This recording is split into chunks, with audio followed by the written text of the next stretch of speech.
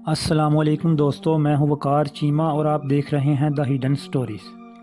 Pablo Escobar, آپ میں سے بہت سے لوگوں نے پہلے بھی یہ نام سنا ہوگا، لیکن جو اس کے بارے میں نہیں جانتے ہم انہیں بتا دینا چاہتے ہیں کہ پیبلو کولمبیا میں رہنے والا دنیا کا سب سے بڑا ڈرگ ڈیلر تھا۔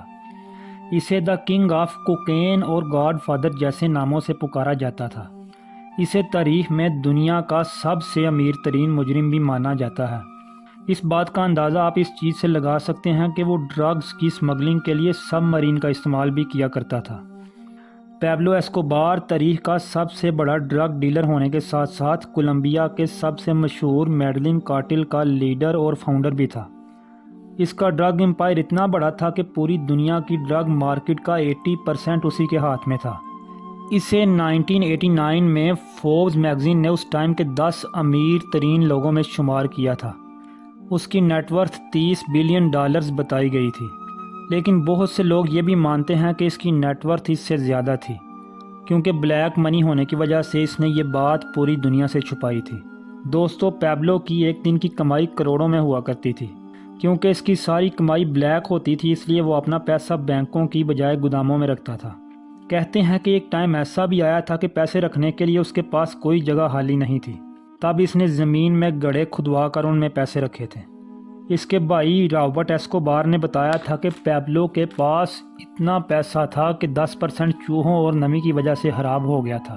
اگر پیبلو آج زندہ ہوتا تو اس کے $30 بلین آج کے $60 بلین کے برابر ہوتے اور وہ دنیا کا 8واں امیر ترین انسان ہوتا۔ پیبلو کا ڈرگ سپلائی کا نیٹ ورک اتنا مضبوط تھا کہ پورے امریکہ کو 90% ڈرگز ایسکوبار کا نیٹ ورک ہی سپلائی کرتا تھا، اور پوری دنیا کا 80% ایسکوبار کی ڈرگز پر انحصار کرتا تھا۔ اس خطرناک نیٹ ورک کو بہمس کے ایک آئرلینڈ سے چلایا جاتا تھا، اور وہ آئرلینڈ پیبلو ایسکوبار کا ہیڈ کوارٹر تھا۔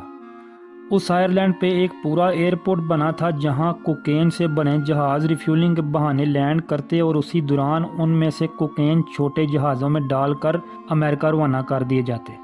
یہ سلسلہ ہر روز 5 سے 6 مرتبہ ہوتا تھا۔ پورے امریکہ میں ہر روز 5000 kg کوکین بیچا جاتا تھا، جو ہر سال کا 5,40,000 کوکین بنتا ہے۔ یہ وہ کوکین ہے جو صرف امریکہ میں بیچا جاتا تھا۔ ایسکوبار ہر سال $378 بلین کی کوکین صرف امریکہ میں بیچا کرتا تھا۔ ایسکوبار کی ہر روز کی کمائی تقریباً $60 ملین تھی۔ ان پیسوں کی گٹھیاں بنانے کے لیے ہر روز $1,000 کے ربڑز آیا کرتے تھے، یعنی مہینے کی $30,000 اور سال کے $3,65,000 کے صرف ربڑز بینڈ آیا کرتے تھے۔ دوستو، یاد رہے امریکن صدر کی پورے سال کی سیلری ایسکوبار کے پیسوں پر لگے ربڑز جتنی ہے۔ یہ مانا جاتا ہے کہ پیبلو ایسکوبار روزانہ اتنا پیسہ گن نہیں سکتا تھا، تو پیسوں کو وزن کر کے پیسے گنے جاتے تھے اور وزن کر کے ہی گٹھیاں بنائی جاتی تھیں۔ دوستو، جو بھی پولیس والا اس کے کام میں دخل اندازی کرتا تو وہ اسے رشوت دے کر اپنے ساتھ ملا لیتا، اور جو رشوت لینے سے انکار کرتا تو اسے قتل کروا دیتا۔ گائز، آپ کو یہ سن کر حیرت ہوگی کہ پیبلو نے اپنی زندگی میں 4000 سے زائد لوگوں کو قتل کروایا تھا، جن میں 200 جج اور 1000 سے زائد پولیس آفیسر تھے۔ پیبلو کے کامیاب ہونے کی ایک وجہ یہ بھی تھی کہ اسے لوکل لوگوں کی بہت زیادہ سپورٹ حاصل تھی۔ وہ غریب لوگوں کے لیے ایک مسیحا تھا اور میڈلن کے لوگوں کی ہر طرح کی مدد کرتا رہتا تھا، اسی لیے وہ وہاں کے لوگوں کے لیے رابن ہوڈ تھا۔ دوستو، پیبلو اس بات کو بہت اچھی طرح جانتا تھا کہ اپنے جرائم کی وجہ سے وہ کبھی نہ کبھی ضرور پکڑا جائے گا۔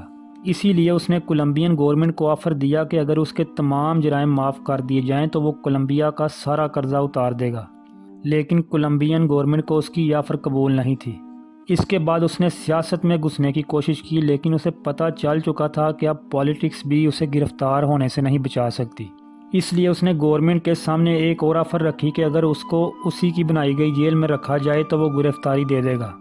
حکومت نے اس کی یہ آفر قبول کر لی، اور پھر پیبلو نے اپنے لیے ایک جیل بنوائی جس میں دنیا کی ہر سہولت موجود تھی۔ اس جیل میں رہتے ہوئے بھی وہ اپنے ڈرگز کے بزنس کو بڑے آرام سے چلا رہا تھا۔ جیل میں رہتے ہوئے ڈرگز بزنس چلانے کی بات جب امریکہ تک پہنچی تو انہوں نے کولمبین گورنمنٹ پر دباؤ ڈالا کہ وہ ایسکوبار کے تمام غیر قانونی بزنس بند کروائے اور اسے عام قیدیوں کی طرح دوسری جیل میں بھیجے۔ ان سب باتوں کا پیبلو کو پہلے ہی پتہ چل چکا تھا، پیبلو اسی وقت اپنی فیملی اور کچھ ساتھیوں کے ساتھ جیل سے بھاگ گیا۔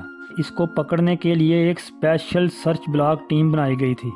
پولیس سے بچنے کے لیے ایسکوبار نے میٹلن کے پہاڑوں پر اپنے بچوں سمیت پناہ لے رکھی تھی۔ میٹلن کے پہاڑوں پر پہلی رات اس کی بیٹی کو سردی لگنے لگ گئی۔ ایسکوبار کے پاس اس وقت گرمی پیدا کرنے کا اور کوئی چارہ نہیں تھا، تو اس نے اپنے بیگ سے $2 ملین نکال کر اسے آگ لگا دی۔ جی ہاں، پورے $20 لاکھ۔ یہ بات ایسکوبار کے مرنے کے بعد اس کے بیٹے نے ایک انٹرویو میں بیان کی تھی۔ جیسا کہ ایسی زندگی کا اختتام بھی ایسا ہی ہوتا ہے، 1993 میں پیبلو کو ایک پولیس مقابلے میں مار دیا گیا۔ تو دوستو، اس کہانی سے ہمیں یہ سبق ملتا ہے کہ انسان جتنا بھی امیر ہو جائے، اسے سب کچھ اسی دنیا میں چھوڑ کے جانا ہے۔ تو یہ تھی ہماری آج کی ویڈیو۔ مزید اسی طرح کی انٹرسٹنگ ویڈیوز کے لیے چینل سبسکرائب کر دیں۔ تب تک کے لیے ہمیں اجازت دیجیے۔ اللہ حافظ۔